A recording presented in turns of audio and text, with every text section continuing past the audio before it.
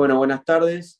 Eh, mi nombre es Maximiliano Crespín, agradezco la invitación del Comité de Cirugía Videoendoscópica y Mini-Invasiva de la Asociación Argentina de Cirugía para este seminario virtual sobre reflujo post-Nissen. El seminario está organizado en 3 secciones, con 3 disertantes, ¿sí? La primera a cargo de la doctora María Marta Piscors, gastroenteróloga y especialista en motilidad de amplia trayectoria del Hospital de Clínicas José de San Martín y del Sanatorio Otamendi, ¿sí? Que nos va a dar la visión de el gastroenterólogo. La segunda parte, el segundo disertante es el doctor Fernando Wright, ¿sí? El cirujano de la sección esófago-gástrica del Hospital Italiano de Buenos Aires, ¿sí? Que nos va a dar la parte quirúrgica, aspectos técnicos, y nos va a ilustrar en cuándo reoperar estos pacientes. Y en la tercera parte, el doctor Maximiliano Lovisek, ¿sí? Que va a presentar un caso clínico de una reoperación por cirugía de Nissen vía laparoscópica, ¿sí? Así que, bueno, le doy paso a la doctora María Marta Piscors, ¿sí?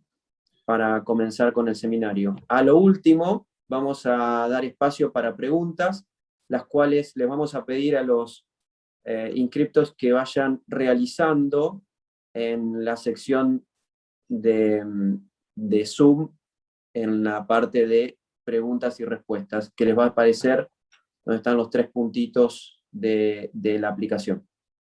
Doctora María Marta Piscors, bienvenida, muchas gracias por participar. Bueno, muchas gracias Maximiliano, muchas gracias por la invitación. Bueno, entonces, un poco para poner en perspectiva la importancia del tema, acá traje algunos números en relación a la recurrencia de los síntomas después de una cirugía de Nissen, y a los 10 años podemos encontrar síntomas compatibles con regurgitación hasta en un 23% de los pacientes, la pirosis en una proporción menor de hasta un 10%. Lo que sí es muy frecuente es el uso de inhibidores de la bomba de protones, que en algunas series llega hasta al 80% después de la cirugía, y una tasa de recirugía del 16%. Y yo hoy les voy a contar un poco el abordaje que hacemos desde mi subespecialidad, que es la neurogastroenterología, cuando recibimos a estos pacientes, ¿sí? Que no es una situación infrecuente para nosotros, y el abordaje que hacemos empieza en primera instancia por valorar los síntomas actuales, ¿sí? Y este es un punto muy importante para nosotros, porque necesitamos interpretar bien qué es lo que cuenta el paciente, lo disecamos a cada uno de los síntomas y interrogamos exactamente si el paciente tiene pirosis, si tiene regurgitación, si tiene dolor de pecho o síntomas extraesofágicos. Otro punto que evaluamos, que es muy importante para nosotros, es chequear los datos previos a la cirugía, ¿no? Cuáles eran los síntomas de presentación, qué estudios hicieron, si el paciente tenía hecha una endoscopía digestiva alta, si tenía estudios de motilidad esofágica, tanto manometría esofágica como monitoreo ambulatorio de reflujo. Y por último, pedimos algunos estudios diagnósticos para definir cuál es la causa de esta recidiva de los síntomas, ¿sí? Y los estudios que habitualmente hacemos, dependiendo del contexto, son la endoscopía digestiva alta, la manometría, en nuestro caso de alta resolución, y algún estudio que tenga que ver con el monitoreo ambulatorio de reflujo. Y en relación a los síntomas, bueno, esto es para recordar un poco que la enfermedad por reflujo gastroesofágico es una enfermedad que es compleja, tiene un espectro grande de síntomas, los que están claramente asociados a lo que finalmente es el diagnóstico de la enfermedad por reflujo gastroesofágico, son los cuadros que tienen que ver con los síndromes esofágicos, ya sean los síntomas típicos, que es la pirosis, que es la sensación de ardor retroesternal, la regurgitación, que es la sensación de líquido que asciende hacia la boca, y el dolor torácico. Y por otro lado tenemos la injuria esofágica, que es la que podemos objetivar en una endoscopía, que es la esofagitis, en la que no hay ninguna duda, la esofagitis severa, Los Ángeles, COD de Los Ángeles, pero también el esófago de Barrett y la estenosis péptica. Y después hay toda una serie de síntomas cuya asociación está propuesta, pero no tan establecida como los síntomas extraesofágicos. Y lo que tenemos que saber, esto está en relación a los IVP, ¿no? Pero se podría hasta extrapolar a la cirugía, que los diferentes fenotipos de la enfermedad por reflujo no responden de igual forma al tratamiento antirreflujo, ¿sí? Lo que sí se sabe certeramente es que la esofagitis erosiva responde muy bien a la terapia antirreflujo con inhibidores de la bomba de protones, pero ya cuando hablamos de los cuadros que tienen que ver con los síntomas sin injuria mucosa, como la pirosis, la regurgitación y el dolor de pecho, la respuesta, la ganancia terapéutica es menor. Y si hablamos de pacientes que tienen síntomas extraesofágicos, baja muchísimo, ¿sí? Esto lo vemos acá abajo en el gráfico, que la respuesta, la ganancia terapéutica no supera el 25%. Y esto es muy importante tenerlo en cuenta porque dentro de lo que son los diagnósticos posibles en pacientes que consultan por síntomas de reflujo, tenemos que considerar esto, ¿no? Que hay dentro de lo que es la enfermedad no erosiva, que es la más prevalente, un grupo de pacientes que va a tener reflujo verdadero, y un grupo de pacientes que no va a tener reflujo y va a tener un trastorno funcional del esófago, ya sea una pirosis funcional o un esófago hipersensible. Y esto es muy importante consignarlo, sobre todo a un paciente que yo tengo pensado someter a una cirugía antirreflujo, porque los pacientes que tienen un trastorno funcional no se benefician por ninguno de los tratamientos antirreflujos, y el manejo pasa por el uso de neuromoduladores y el manejo de los factores emocionales y el estrés. Por otro lado, cuando nosotros evaluamos un paciente que nos consulta por síntomas de reflujo, como les dije, disecamos los síntomas, y dentro de los síntomas que evaluamos hay variantes, ¿sí? Un paciente que consulta por regurgitación, por ejemplo, tenemos que poner entre los diagnósticos diferenciales que no tenga un síndrome de rumiación. Y esto es muy importante determinarlo en el prequirúrgico, porque un paciente con rumiación muy probablemente vuelva a presentar síntomas en el posoperatorio, porque el problema de base es un trastorno del comportamiento que se trata con una reeducación y con terapia cognitivo-conductual o lo que sea, ¿sí? Pero estos pacientes no suelen responder bien al tratamiento antirreflujo habitual. Lo mismo pasa con los pacientes que tienen eructos, ¿sí? Eructos frecuentes, que eso muchas veces el paciente no lo refiere espontáneamente, sino que tenemos que ir a preguntárselo, porque los eructos son causa de refractariedad a las diferentes modalidades terapéuticas del reflujo, y son pacientes que tienen peores outcomes postoperatorios, ¿sí? Porque, bueno, justamente al fabricar una nueva válvula, los pacientes tienen imposibilidad de expulsar el aire, y sus síntomas pueden empeorar. Y estos pacientes, lo mismo que los pacientes con rumiación, se benefician de una terapia de rehabilitación fonoaudiológica y del tratamiento cognitivo-conductual. Bueno, y a los pacientes con síntomas de reflujo, que son refractarios a tratamiento, nosotros siempre los estudiamos, ¿no? Hoy la tendencia actual es evitar dejar a estos pacientes bajo tratamiento a largo plazo con inhibidores de la bomba de protones, porque esa estrategia ya se sabe que genera, además de una exposición a los efectos colaterales a los IVP, genera importantes costos en salud, ¿sí? Así que esto se ha estado revisando recientemente en las nuevas guías americanas, así que lo que se postula es hacer tratamientos cortos y rápidamente ir a estudiar a los pacientes con estudios funcionales del esófago para saber exactamente cuál es el fenotipo y la causa de los síntomas. Y la manometría esofágica realmente es un estudio que nos aporta mucha información, porque, bueno, no solo sirve para localizar el esfínter si yo voy a hacer un monitoreo ambulatorio de reflujo con sonda, sino que nos sirve para evaluar la motilidad del esófago y nos sirve para evaluar lo que es la unión gastroesofágica, ¿sí? Y lo cierto es que hoy en día la manometría esofágica de alta resolución superó por mucho a la antigua tecnología que era la manometría convencional, porque nos da mucha más información anatómica y funcional del esófago, ¿sí? Esto, acá estamos viendo cómo con manometría esofágica de alta resolución podemos evaluar exactamente los componentes de la unión gastroesofágica, que es el esfínter esofágico inferior y la crura diafragmática, con sus diferentes separaciones, y se pueden detectar aún grados mínimos de hernia hiatal que no son objetivables con otros métodos. Y además de esto, la manometría nos permite hacer algunas pruebas adicionales, ¿sí?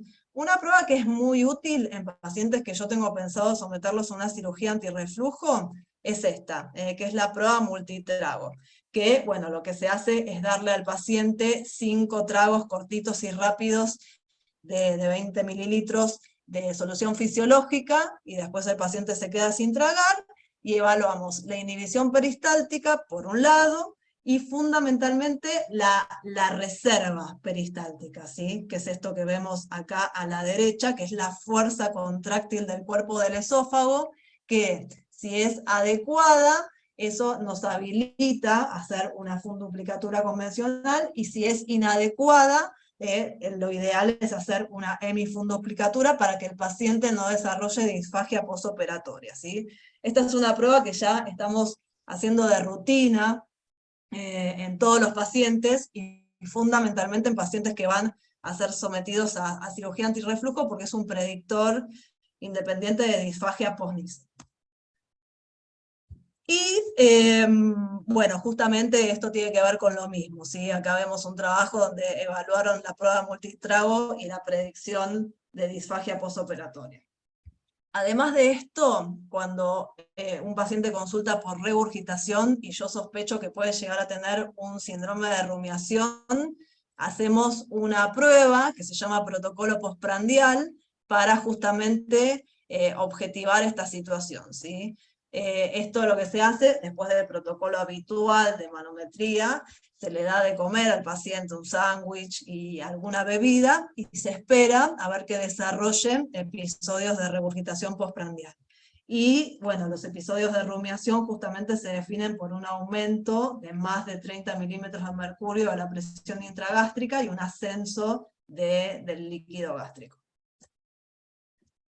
Bueno, y por último, a todos los pacientes, y sobre todo a los que van a ser sometidos a una cirugía antirreflujo, les indicamos realizar un monitoreo ambulatorio de reflujo, ¿sí? Ya sea con un estudio con sonda, que hoy en día, bueno, la pHmetría convencional ya quedó un poco desterrada, así que lo que se está usando es esta tecnología, que es la impedanciometría con pHmetría de 24 horas, que es un estudio que nos sirve para medir pH esofágico, que es el outcome principal, el porcentaje de exposición ácida del esófago en esas 24 horas, y además de eso nos permite medir el movimiento del líquido en sentido anterógrado y retrógrado, clasificarlo según el pH, y además de eso nos permite medir el movimiento del aire, ¿sí? Así que con un solo estudio yo puedo ver cuál es el fenotipo en relación a la enfermedad por reflujo, y puedo descartar que el paciente no tenga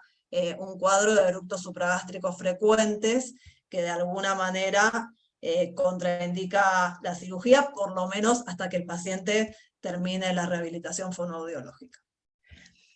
Y en el monitoreo ambulatorio de reflujo medimos el porcentaje de tiempo de exposición ácida, que hoy en día lo que usamos es la definición en base al consenso de Lyon, en el cual más del 6% del tiempo total con un pH de menos de 4 es definitivamente anormal, menos del 4% es normal, y entre 4 y 6% es un área gris donde hay que aplicar otras estrategias para llegar al diagnóstico de reflujo, ¿sí?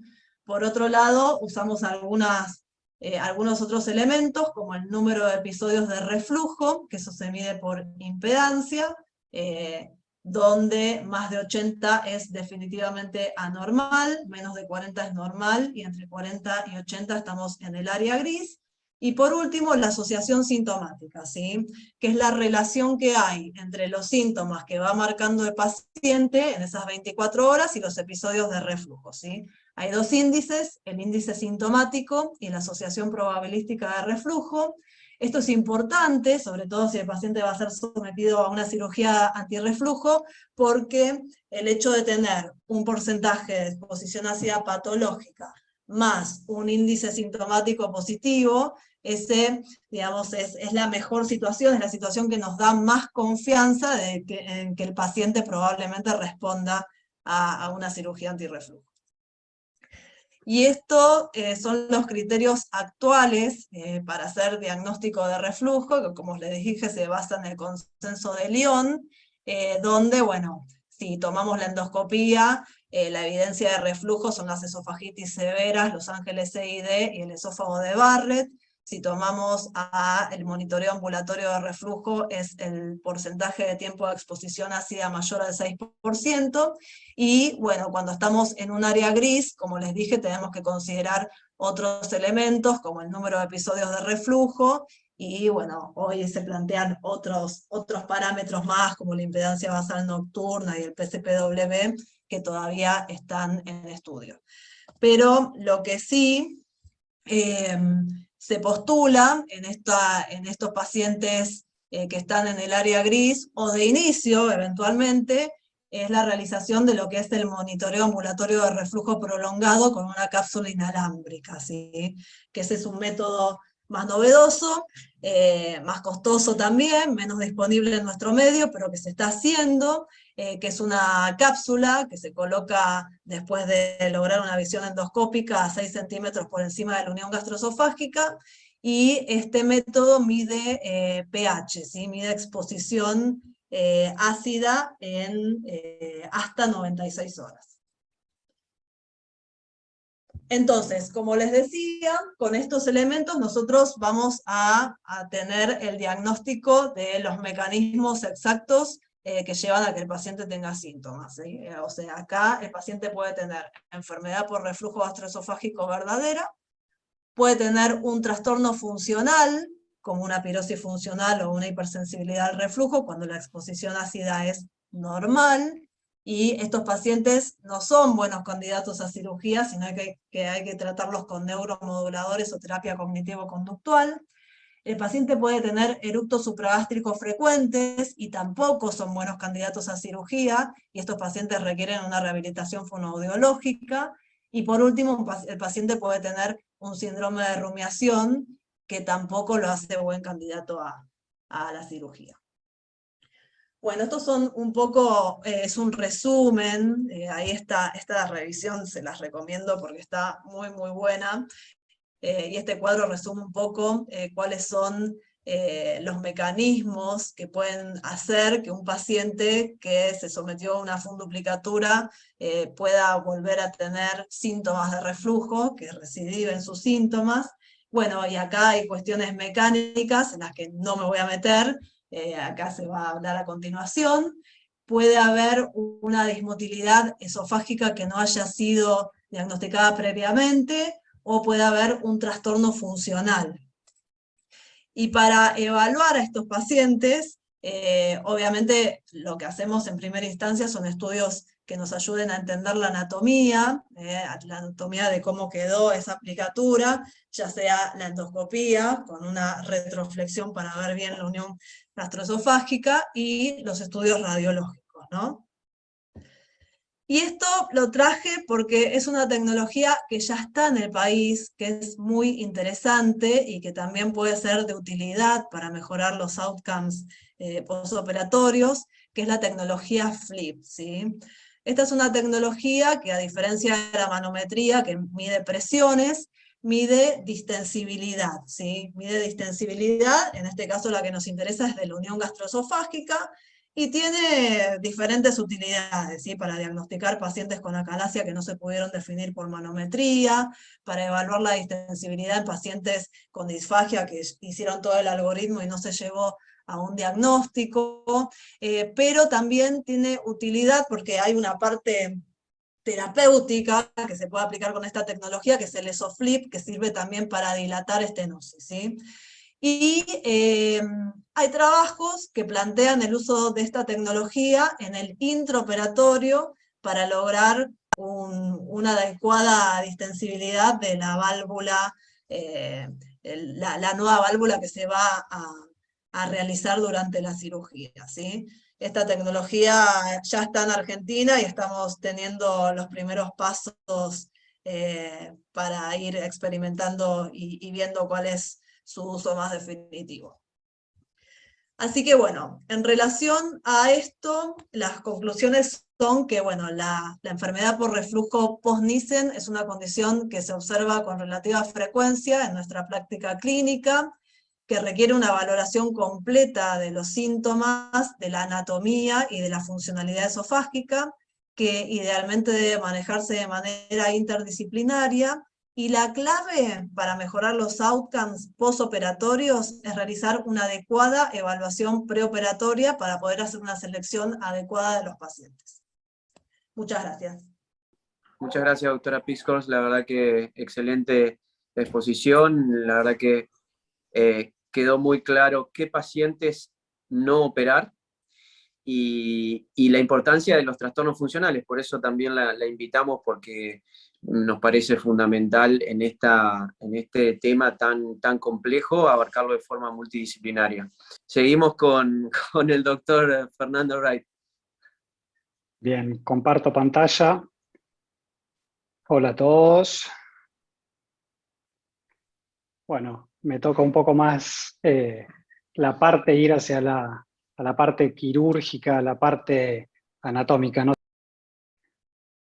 Bueno, esto es un poco lo que es la evolución del tratamiento de la enfermedad por reflujo, que sufrió en los últimos 60 años una variabilidad importantísima desde lo que es la cirugía convencional, pasando por la cirugía laparoscópica, el inicio en la década de los 90 de la aparición de los inhibidores de bomba, que modificó muchísimo, ¿sí?, el pronóstico de los pacientes con enfermedad por reflujo, ¿sí?, el Nissen, y hoy en la actualidad que con el advenimiento de las terapéuticas endoscópicas, que todavía no hay un estándar que pueda decir, ok, que es superior claramente a la cirugía antirreflujo. Y uno de los principales problemas de los últimos años en cuanto a la cirugía antirreflujo es su durabilidad. Y ya en los últimos años han aparecido experiencias que muestran que desde el punto de vista clínico, midiendo solamente outcomes clínicos, los pacientes que se operaron hace muchos años, casi el 90 o más del 90% de los pacientes tienen satisfacción con la cirugía o elegirían nuevamente la cirugía como intervención para su reflujo. Cuando uno va a estudios ya que evalúan la parte clínica, pero objetivamente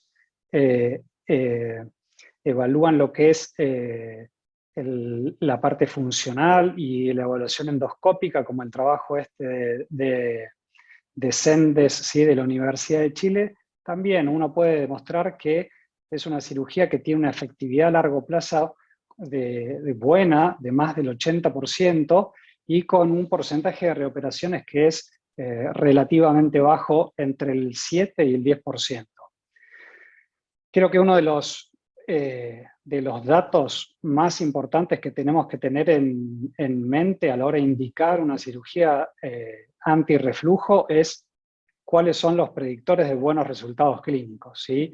Y esos predictores están determinados hace muchísimos años, hace como 15, 20 años, y esos son los síntomas típicos, la pirosis, la regurgitación, la buena respuesta a los inhibidores de bomba, la larga evolución de síntomas, la evaluación objetiva del reflujo con estudios funcionales que puedan determinar, ¿sí?, estudios funcionales y anatómicos que puedan determinar que hay una falla de la mecánica de la barrera antirreflujo, que esa la cirugía va a generar un gran beneficio al paciente.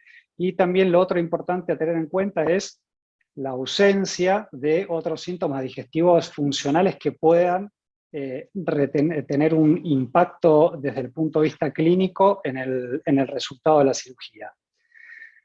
Ahora, nosotros cuando trabajamos en el hiato siempre pensamos lo mismo, es realmente evitar, va a ser en el futuro 100% poder evitar la cirugía, y la verdad que es muy difícil establecer eso. El hiato es una parte del diafragma que está en permanente movimiento, que está sometida a presiones negativas intratorácicas y diferencias de presión con el abdomen, que tiene presión positiva, y que está continuamente sometida a esfuerzos posoperatorios, a estornudos, vómitos, tos, esfuerzos que pueden generar repercusión sobre ese cierre. Ahora, ya está muy bien establecido que en grandes defectos anatómicos, muchas series reportan resultados de recidiva anatómica a 5 años de entre el 30 y el 50%, que la forma más común de presentación de la recidiva herniaria es la migración del complejo valvular hacia el mediastino.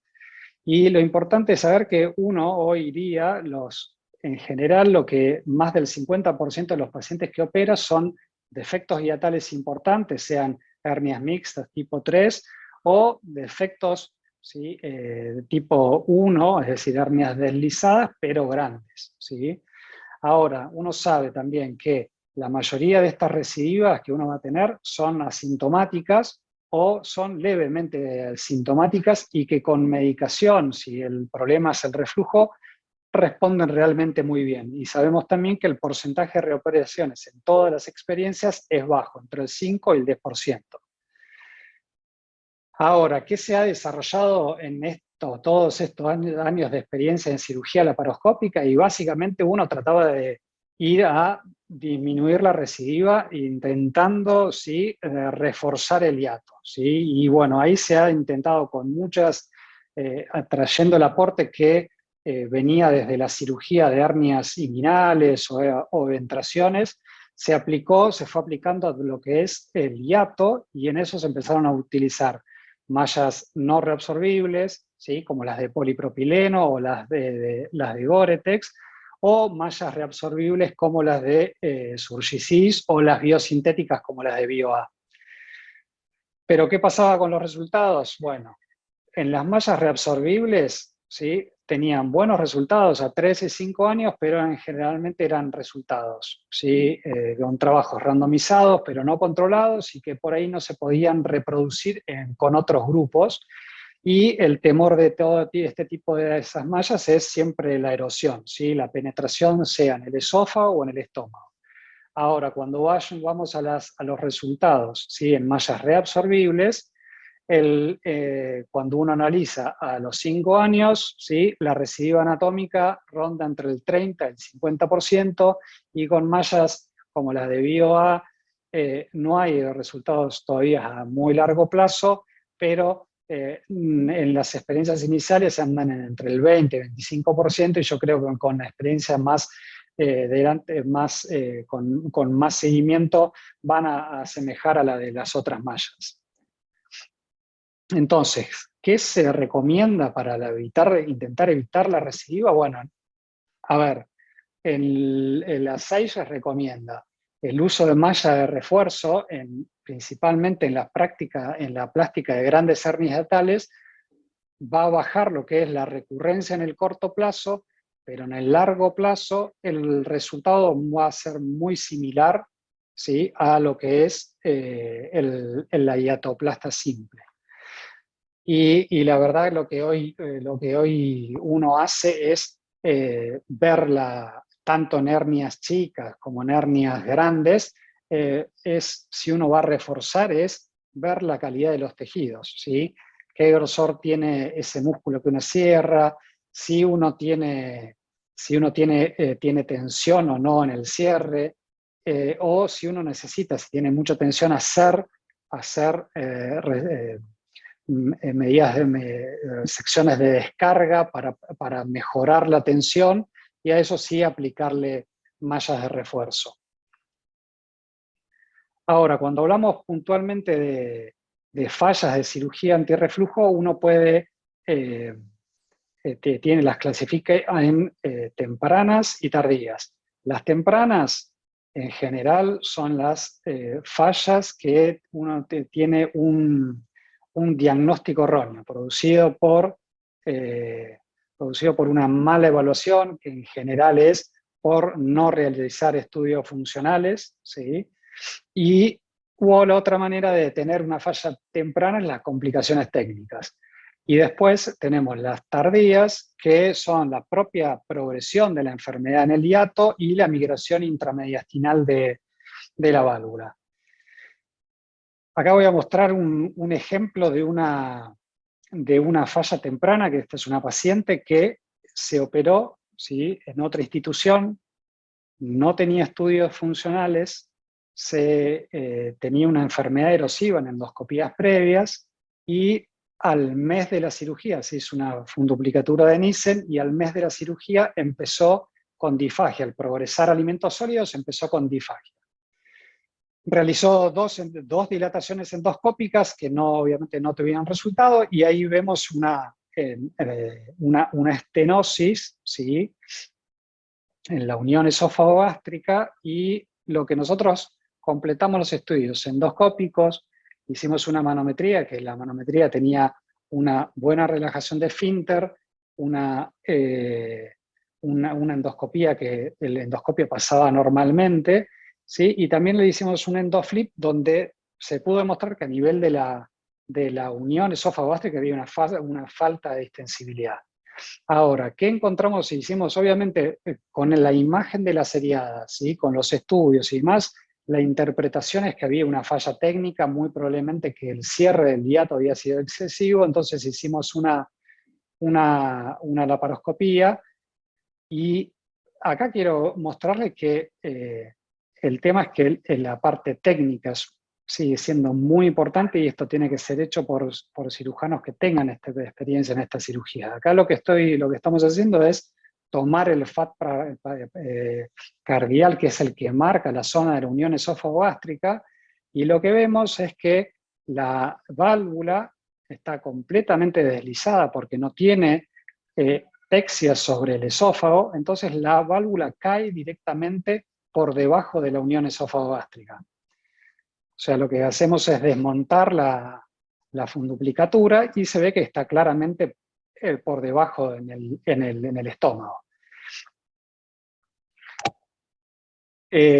Siguiendo esto, hice una endoscopía digestiva, que la endoscopía digestiva con un endoscopio de 29 French pasaba libremente, ¿sí? Ahí vemos que teníamos una buena longitud de esófago intraabdominal, y rearmamos la funduplicatura para ya después, pensando en ese punto que se ve en la cara anterior del hiato, eso era lo que le estaba generando la sintomatología de disfagia. Y ahí lo que vemos es que al pasar una sonda de calibración gruesa, que es lo que hacemos habitualmente, pasar una sonda de calibración de 56 French, el hiato, el gesto que uno que tiene que hacer, que es pasar la pinza, y que entre la pinza, ¿sí?, entre el esófago y el hiato, eso no se podía lograr. Con lo cual lo que ahí hicimos fue sacar ese punto, ¿sí?, y ahí vemos cómo uno puede pasar con la sonda de calibración puesta, uno puede pasar claramente la pinza, y que el problema va a estar resuelto. Y este es el control posoperatorio al mes, con lo que vemos que la zona de estenosis que se veía en la seriada preoperatoria desapareció completamente. Ahora, específicamente cuando uno va a evaluar, ¿sí?, el reflujo post-Nissen, y como decía María previamente, hay que hacer una muy buena evaluación de la indicación inicial del procedimiento, con un interrogatorio muy minucioso de los síntomas que tenía, evaluar todos los exámenes complementarios, ¿sí?, que tenía el paciente, y que habitualmente es muy común encontrar que los estudios funcionales falten, y a partir de ahí repetir una evaluación totalmente completa posoperatoria, es decir, realizarse endoscopía seriada para descartar problemas anatómicos, que son los problemas más importantes que pueden llevar a una reoperación, realizar estudios funcionales, realizar manometría para ver la reserva funcional que tiene ese esófago, para ver si tiene hernia, para ver ese esfínter cómo funciona, y los estudios obviamente de pH e impedancia para determinar el monto de reflujo que tiene, y recordar también que en estas cirugías, ¿sí?, pueden dañarse los ramos vagales, tanto el anterior como el posterior, y eso generar consecuencias fisiológicas como diarrea o mal vaciamiento gástrico, y por eso es importante evaluar el vómito como síntoma de mal vaciamiento gástrico, y si uno lo sospecha, hacer estudios de centellografía para vaciamiento gástrico. Esto es un poco lo que encontramos en ese 30-50% de pacientes, que es la recidiva anatómica, y lo que vemos ahí en la imagen de la izquierda es un paciente que operé hace ya 5 años de una hernia muy importante, de una hernia mixta, ¿sí? Y en la seriada de este año, el paciente está totalmente asintomático, ¿sí? En esta imagen que es en búsqueda de reflujo, es decir, en Trendelenburg puesto el paciente, vemos que ahí tiene la recidiva anatómica, ¿sí?, donde la válvula asciende levemente hacia el mediastino, pero esa válvula todavía sigue teniendo función, ¿sí? Y endoscópicamente este paciente no tiene ni esofagitis, no tiene síntomas de reflujo y está libre, con lo cual uno lo controla clínicamente. Ahora, este es otro ejemplo de una complicación tardía. Es otro paciente operado, tenía 72 años, se le hizo un níquel laparoscópico hace 8 años y evolucionó a partir de los 4 años de la cirugía con pirosis y regurgitación. Una pirosis que mejoraba con los inhibidores de bomba, pero una regurgitación que era muy marcada, y principalmente en el decúbito. Le hicimos todos los estudios, ¿sí? Ahí vemos en la seriada la impronta de la válvula ascendiéndose al mediastino, y ese paciente le repetimos los estudios funcionales y en la manometría tenía una buena función de peristálticas de su esófago, pero tenía un esfínter con una presión de 2 milímetros de mercurio, es decir, que claramente tenía un déficit de barrera, tenía una válvula herniada, ¿sí? Y funcionalmente eso no estaba funcionando, con lo cual uno le plantea una reoperación. Y las reoperaciones en general en este tipo de pacientes, y dependiendo de qué tipo de cirugía previamente se haya hecho, ¿sí?, son bastante más complejas, ¿sí? En general el hígado está mucho más pegado, ¿sí? Los pilares están muy fusionados a lo que es el complejo valvular, como podemos ver ahí, que prácticamente el plano uno tiene que tallarlo para ir abriendo un espacio por donde entrar al mediastino y liberar totalmente la válvula que está herniada. Ahí, cuando vamos a la derecha, vemos que prácticamente no hay plano, ¿sí? Y uno tiene que, preferentemente, para no tener un accidente en primera instancia y abrir alguna parte de la válvula que está herniada, es preferible pegarse al hiato, ¿sí?, al pilar derecho, e ir intentando encontrar el plano entre lo que es el pilar derecho, ¿sí?, y la válvula o el esófago. Y una vez que uno entra en el mediastino, ahí empezar a disecar, que en eso ayuda mucho el neumoperitoneo, y que uno con maniobras romas, ¿sí?, uno va pudiendo ascender en el mediastino para realizar tener una buena longitud de esófago intraabdominal. Y si uno no tiene una buena longitud de esófago intraabdominal, que la verdad que es raro, muy poco frecuente tenerlo, pero puede pasar, uno, si en esas circunstancias uno no tiene una buena longitud de esófago, hacer un procedimiento de alargamiento esofágico. Y por último, ahí lo que hacemos es cerrar el hiato, calibrar el cierre, que esté bien, ¿sí? Que uno tenga un buen espacio con las ondas de 56 French, que eso me parece que es una maniobra que hay que hacerla, los hiatos son muy diferentes anatómicamente, y me parece que la calibración es un mecanismo de seguridad muy importante para no tener disfagia en el posoperatorio.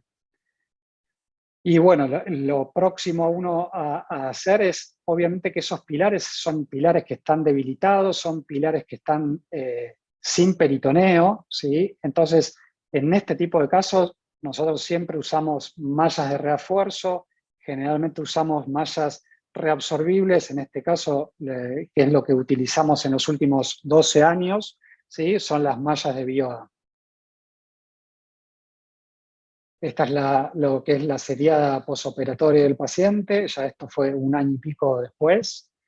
Y bueno, el consejo, ¿sí?, de lo que es SAGES y que es el consejo clínico de todos es a quién operar es al paciente que tiene, tiene reflujo post-Nissen, pero que uno puede identificar claramente un defecto anatómico que uno pueda ir en la cirugía a resolver. La opción inicial y la que es más segura y menos traumática es hacer el REDU, pero hay otras opciones, ¿sí? Principalmente en pacientes obesos, uno puede realizar todo lo que es el desmontaje de la válvula, hacer el cierre de los pilares y demás, y después ir a un bypass gástrico, pero obviamente esto hay que tener mucho criterio de que el paciente va a una cirugía que cambia radicalmente su anatomía y su fisiología. Ya habíamos hablado de lo que son las opciones de alargamiento esofágico y otras opciones ya un poco más agresivas, pero que algunos grupos las utilizan, son el REDU, hacer nuevamente la funduplicatura y el tratamiento del hiato, y posteriormente agregar una antrectomía, ¿sí?, con reconstrucción en IRUX para disminuir el pool de secreción hacia y disminuir lo que es el reflujo biliar. Y como último caso, ¿sí?, la esofagectomía, que sería para casos de múltiples reoperaciones y que realmente no se puede hacer una cirugía conservadora.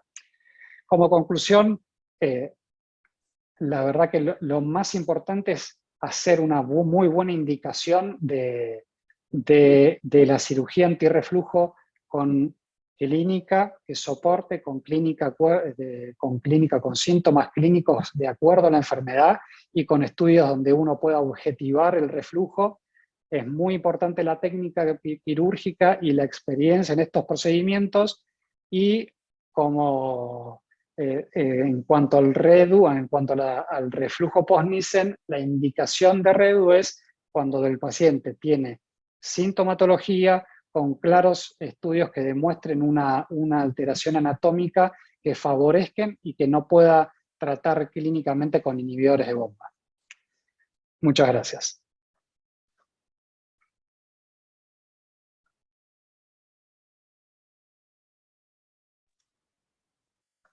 Bueno, Fernando, muchas gracias, muy interesante la exposición, muy claro. Vamos a ver si podemos pasar al doctor Lovisek con la presentación de un caso como para cerrar el seminario. Y a lo último, las preguntas. Bueno, muy buenas tardes a todos.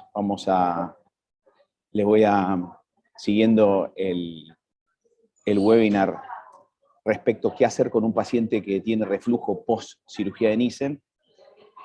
Rápidamente vamos a hablar de un caso típico. Este es un paciente de 40 años que había sido operado hace 8 años en Mar del Plata y le habían hecho una cirugía de Nissen por laparoscopía. Consulta por síntomas típicos, por pirosis y regurgitaciones. Típico, el paciente refería que había andado muy bien, y eso es importante como parte del interrogatorio. Si el paciente en el postoperatorio inmediato de la primera cirugía anduvo bien o nunca anduvo bien, porque como el caso que presentaba Wright en su presentación, una cosa es tener disfagia postoperatoria y otra cosa es que haya tenido una muy buena evolución y después de varios años empieza a tener los mismos síntomas por los cuales se había operado.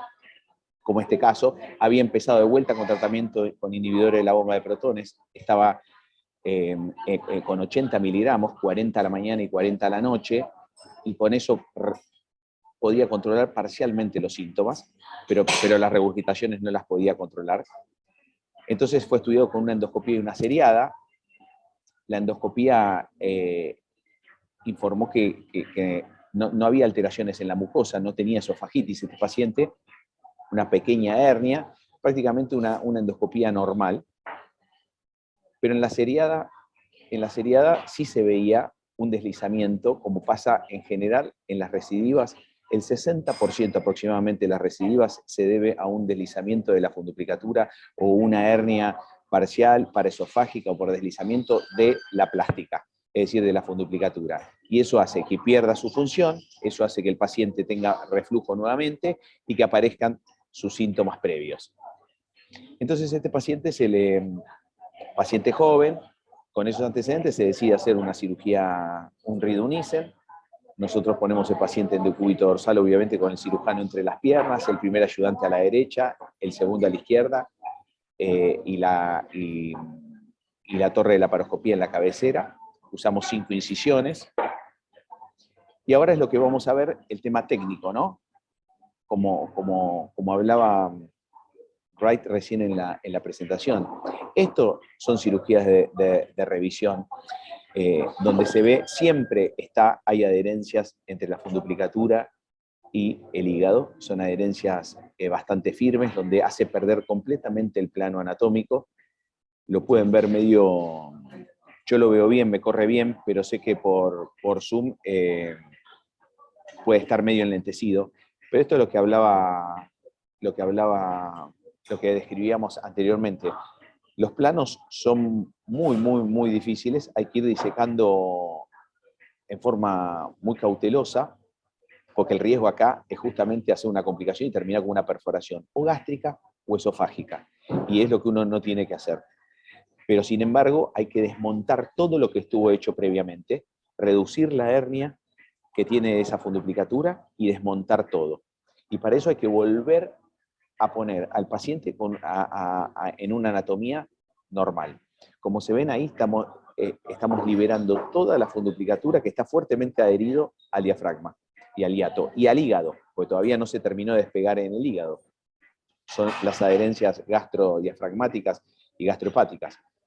Ahí empezamos como a tallar justamente para detectar el plano correcto.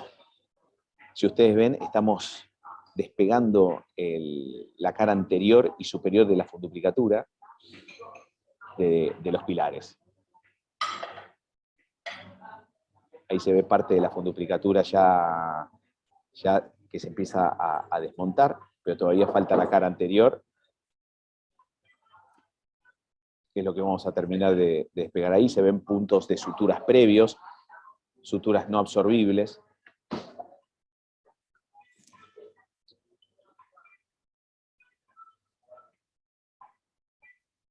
Terminando de disecar y seccionar todas las adherencias.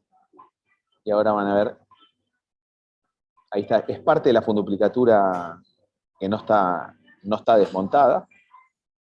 Seguimos desmontando parte del borde derecho de la funduplicatura y metiéndonos en el mediastino. Esto es paso a paso, con mucha paciencia, porque lo más importante es no terminar con una complicación peor de la que tenía el paciente. Y uno tiene que lograr esto, llegar a una correcta disección del esófago, tanto mediastinal como esófago abdominal. Ahí estamos terminando de liberar la cara posterior del esófago, que faltaba liberar. Y una vez que terminemos la cara posterior, vamos a ir a las distintas caras, ¿no? Las caras laterales y bueno, una disección circunferencial y mediastinal del esófago. Ahí estamos en la cara anterior del esófago mediastinal, ¿no? Maniobras romas y seccionando con sellador de vaso, en este caso armónico. Nosotros tratamos de hacer una disección muy amplia en el mediastino porque logra elongar bien el esófago y lograr una correcta longitud de esófago intraabdominal. ¿Ven? Ahí está todo el hiato disecado, volvemos a la anatomía normal del paciente, liberado el hígado, el pilar derecho, y todo el hiato, y todo el esófago mediastinal. ¿Ven? Ahí está el hiato ya listo como para cerrar. Todavía no creo que no mostramos cómo se desmontó la funduplicatura, que después lo vamos a mostrar. Se cierra el hiato con, nosotros usamos seda 2 ceros, puntos en X.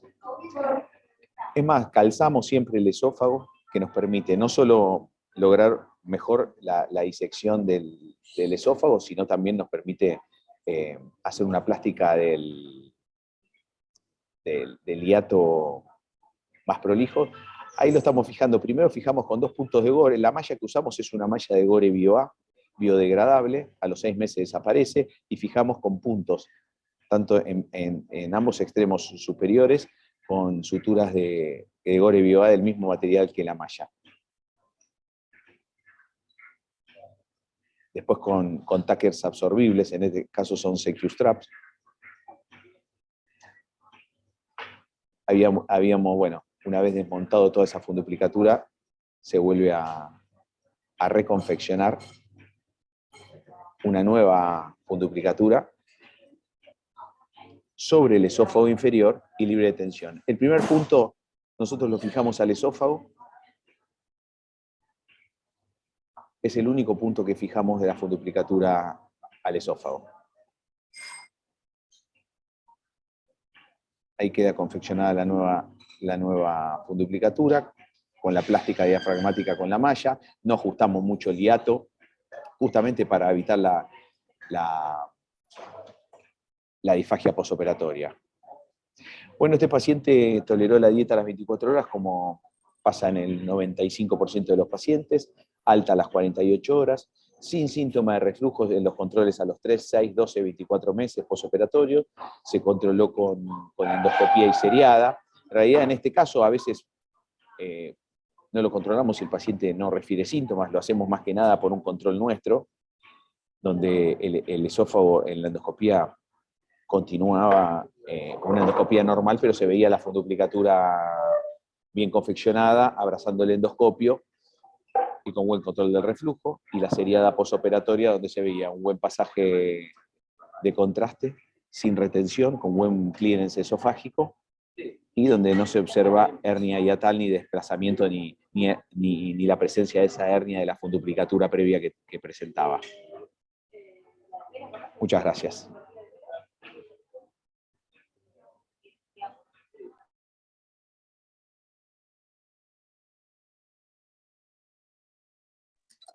Bueno, gracias Maxi, muy bueno el caso y la presentación.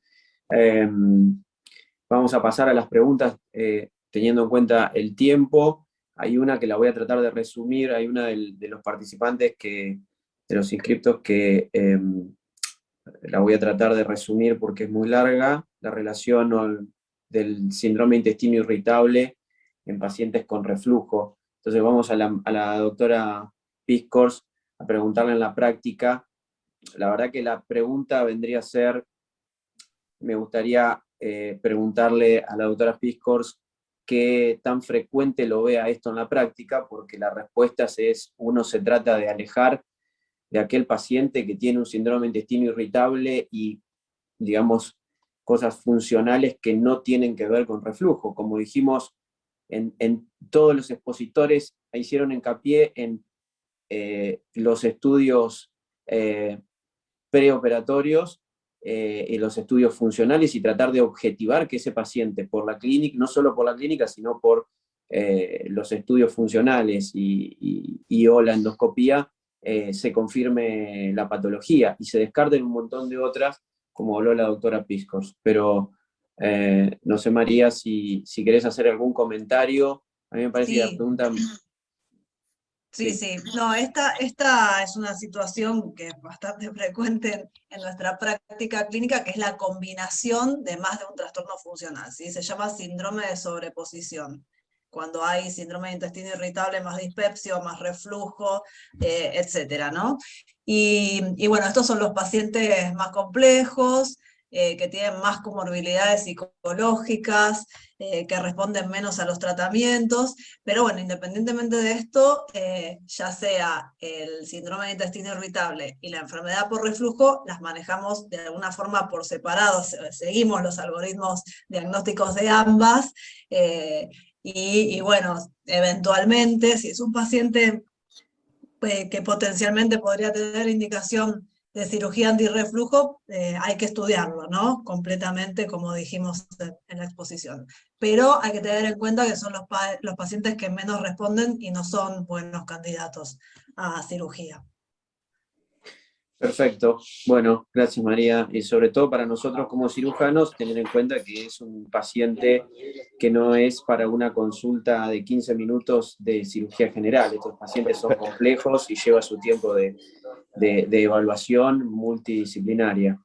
Maxi, perdón, pero aparte otra cosa, porque con respecto a esta pregunta, muchos de los pacientes vienen pensando que su problema se va a resolver si se le resuelve ese reflujo, y es un síntoma totalmente secundario, y a veces te sientan en el consultorio pidiéndote que lo operes prácticamente, porque piensa que se le va a solucionar todos los problemas. Y bueno, y ahí está justamente los estudios y poder explicarle que no, porque, y es un poco lo que nosotros siempre le explicamos, nosotros porque somos cirujanos no es que andamos operando a los pacientes porque sí, justamente, salvo que nosotros pensemos que lo podemos ayudar realmente. Y con esto, con el RIDU lo mismo, si nosotros lo estudiamos y vemos que hay un defecto anatómico que creemos que lo podemos solucionar con una reoperación, bárbaro. A veces no, a veces son síntomas, tienen síntomas inespecíficos, cree que le volvió el reflujo, le volvió la sintomatología, y no es eso, y nosotros no, y uno está seguro que lo puede ayudar con una reoperación, con el riesgo que tiene. Perfecto. Vamos, como no hay preguntas, voy a hacer yo. Me gustaría preguntarle a Fernando, en aquellos hiatos difíciles como son todas las reoperaciones, ¿no? Y los dos, tanto Maxi como vos, Fernando, mostraron la dificultad técnica en estas cirugías de reoperación. Fernando, cuando encontrás esos hiatos en reoperaciones, y ni que hablar en reoperaciones, que uno trata de alejarse también, los hiatos difíciles, aquellos hiatos rígidos, después de bajar toda la funduplicatura que generalmente está herniada. Quería preguntarte tu experiencia o la experiencia del italiano en incisiones de relajación. ¿Qué tan frecuente las usan en esos hiatos rígidos? ¿Cuál es la experiencia? ¿Recidivas en esas incisiones de relajación? ¿En qué lado las hacen y si las cubren con malla? Sí, en general las incisiones de descarga uno las utiliza cuando ve claramente que cuando uno va ya dando los últimos puntos del cierre, ya ve que el músculo empieza a desgarrarse. Y donde habitualmente lo más frecuente es que se desgarre es del lado derecho, ¿sí? Con lo cual, la descarga más frecuente que uno hace es descargar el pilar derecho, ¿sí? Identificando claramente la cava, ¿sí? Alejándose del cierre y ahí haciendo una buena descarga hacia arriba totalmente de unos 3-4 centímetros, y eso afloja bastante la tensión. El tema después, cómo cubrir eso, y bueno, ahí hay dos opciones. Con la masa, a ver, primero que va a ser raro que si uno tiene una descarga desde el lado derecho, es que el hígado, el caudado va a proteger esa zona de potencial herniación. Entonces, lo que mostré un poco es que habitualmente la malla de BioAC, cortándola un poco más ancha, uno puede fijarla en la línea media y el extremo derecho fijarlo a la parte más distal de la descarga, con lo cual te queda totalmente tapado con la malla. Otra cosa, y que la verdad que no me pasó nunca, es tener que usar hacer una descarga sobre el lado izquierdo, ¿sí? Ahí ya hay potencialidad de que sí, que sea mucho más frecuente porque tenemos epiplón, colon, vaso que se puede meter desde la izquierda, entonces La recomendación sí es poner otro tipo de malla, por ahí algún tipo de malla que cubra mejor ese defecto y después apoyar la malla de BioA. Pero la verdad que en cuanto a resultados es bueno, y yo con las descargas a través de herniaciones, a través de descarga de pilar derecho, no tuve nunca.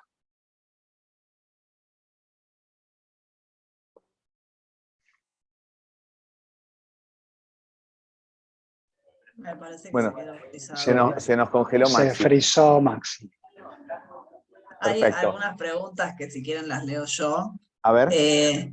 Dice, continúa siendo la cirugía más controvertida de la patología benigna del esófago. No se comentó el cambio de estilo de vida, la retracción esofágica post-redo y los resultados alejados que no son buenos. Bueno, la del estilo de vida es mía. Esto sí, obviamente a los pacientes con síntomas de reflujo, esto los gastroenterólogos lo hacemos sistemáticamente, que es básicamente las dos cosas más importantes son el descenso de peso y la elevación de la cabecera de la cama, ¿sí? El resto de lo que tiene que ver con la alimentación es muy controvertido, sí, eliminamos si hay algún alimento que desencadena síntomas, pero no más que eso. Y el resto de las cosas no. Pero bueno, estos son pacientes que ya son refractarios a esas medidas y que son refractarios a IVP, ¿no? A simple dosis, a doble dosis y al cambio del IVP también. Y el resto se las dejo a ustedes. No, totalmente. Yo creo que son pacientes que, como vos dijiste, son refractarios al tratamiento médico y en general se acompañan con un defecto anatómico que tiene que ser resuelto. Con respecto obviamente que el estilo de vida va acompañado a que cambien la forma de comer. Estos pacientes, tanto antes como después de la cirugía, y principalmente después de la cirugía, tienen que comer de una forma diferente, porque le tienen que dar tiempo a ese esófago para que pueda vaciar correctamente.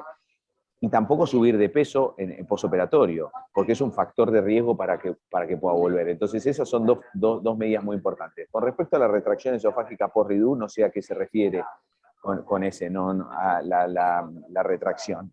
No es que porque uno lo opere, yo no he visto, o por lo menos en mi experiencia, no es que porque se hace un redo tiene más posibilidades de que vuelva, salvo que hayan ciertos factores no resueltos. Si uno hace un redo sobre un esófago que no logra una correcta disección, no logra una adecuada longitud esofágica intraabdominal y no hace la plástica correcta, obviamente tiene más posibilidad de que vuelva. Pero tiene que ver con cosas técnicas y un conjunto de detalles de la técnica quirúrgica que hace que uno tenga menos recidiva. Pero eso empieza desde la primera cirugía. Si uno intenta hacer lo mejor posible desde el punto de vista técnico para tener la menos cantidad de recidiva posible. Ahora, cuando tiene que hacer un redo, también es importante esos factores, porque si no, va a poder tener otra recidiva y no tiene que ver porque vuelve constantemente, sino porque hay cosas que no fueron resueltas inicialmente o en la segunda reoperación.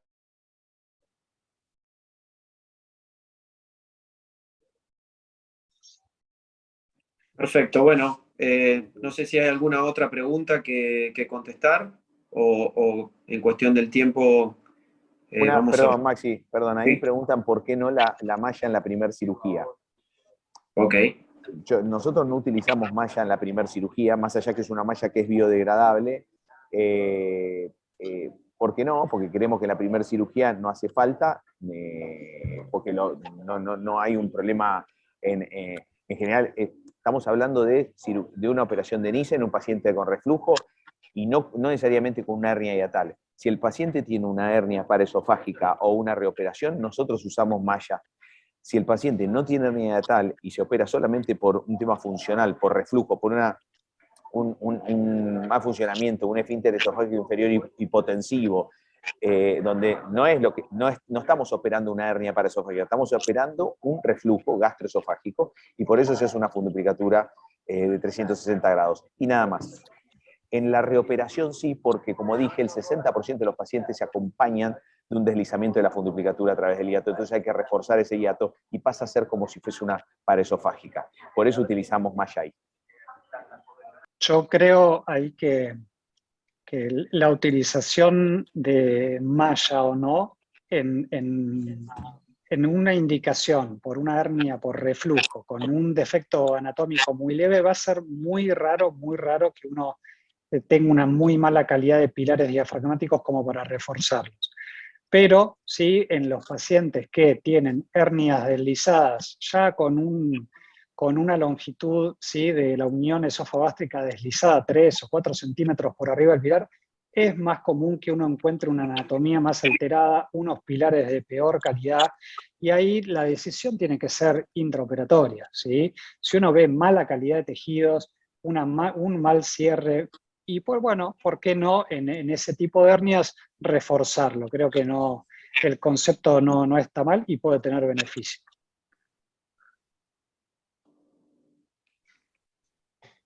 Perfecto. Bueno, no sé si alguien quiere agregar algo más o hay alguna otra pregunta.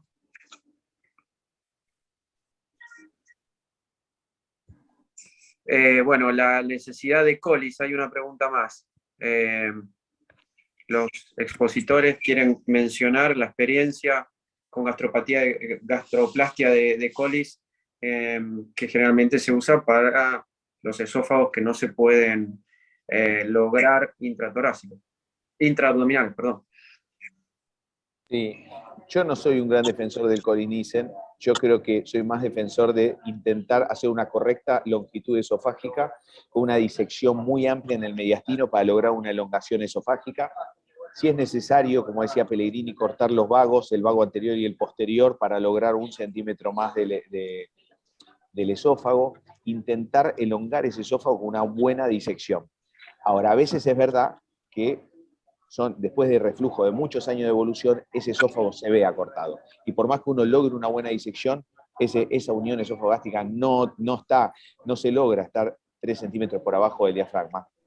Y en esos casos uno tiene la posibilidad de hacer un Colisnicen. Ahora, yo el Colisnicen de entrada no lo hago.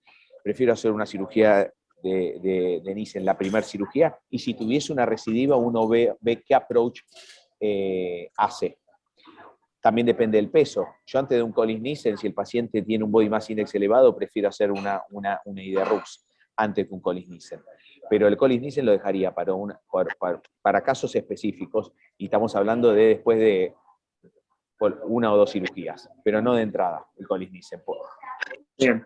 Fernando, Nosotros, sí, de la verdad que en cirugías primarias el colis, el esófago corto intraoperatoriamente identificado es rarísimo. O sea, en los últimos 5 años hemos hecho 3 casos donde intraoperatoriamente la unión esofagástrica no bajaba por debajo del nivel de la unión esofagástrica, con una máxima disección. Obviamente que eran pacientes con defectos anatómicos muy grandes y con una historia de reflujo severísima, y que en esos casos fue muy puntuales que tuvimos que hacer procedimientos de alargamiento.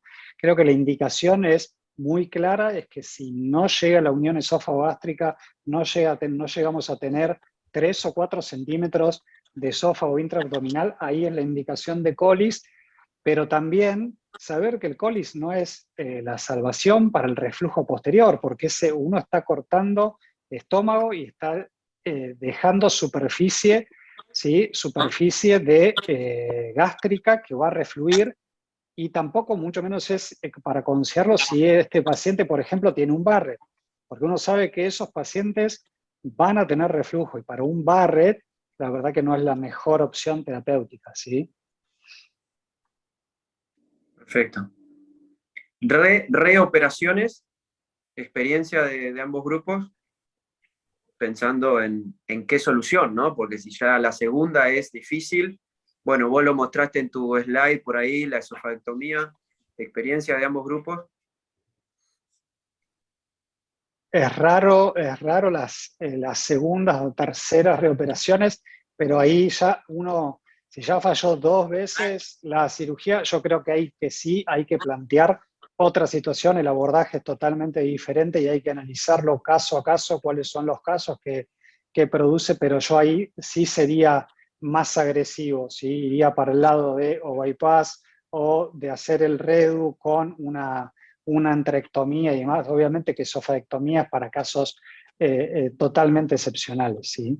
Pero creo que ante una segunda reoperación, con una segunda recidiva, me parece que hay que ser un poco más agresivo, ¿sí? Sí, yo creo que depende de los casos, obviamente. No son todos los casos distintos, cada caso es en particular, es muy particular. Yo, obviamente, que lo mejor es poder operarlo la primera vez bien y que no tenga problemas. Ese es lo ideal. Ahora, si uno tiene que operarlo por tercera vez, tiene que ser casos muy puntuales, donde son pacientes que uno dice lo puede hacer por tercera vez. Nosotros hemos operado por tercera vez y pacientes que han tenido mallas hasta la primera cirugía y han tenido buenos resultados. Lo que pasa es que también uno como en la tercera o cuarta cirugía seguro que no. La tercera, te digo, lo dudo. Cuarta seguro que no. Y la tercera, ir viendo plan A o plan B, digamos. Esa sería es nuestra experiencia. Sí, en esos Bueno. casos creo que hay que hacer el caso tiene que ser analizado muy puntual, ver características de la recidiva, que ver qué tipo de reflujo, un montón de datos que es muy puntual la indicación, ¿sí? Perfecto, perfecto. Bueno, creo que con esto cerramos. Muchas gracias a todos. Gracias a todos los expositores, ¿no? Y a la doctora Piscors, que se tuvo que bancar los temas técnicos de cirugía. Tal cual, tal cual. Gracias, Muchas María. gracias por la invitación. Muchas gracias, ¿eh? Gracias. A todos, muchas gracias. Abrazo a todos. Bueno.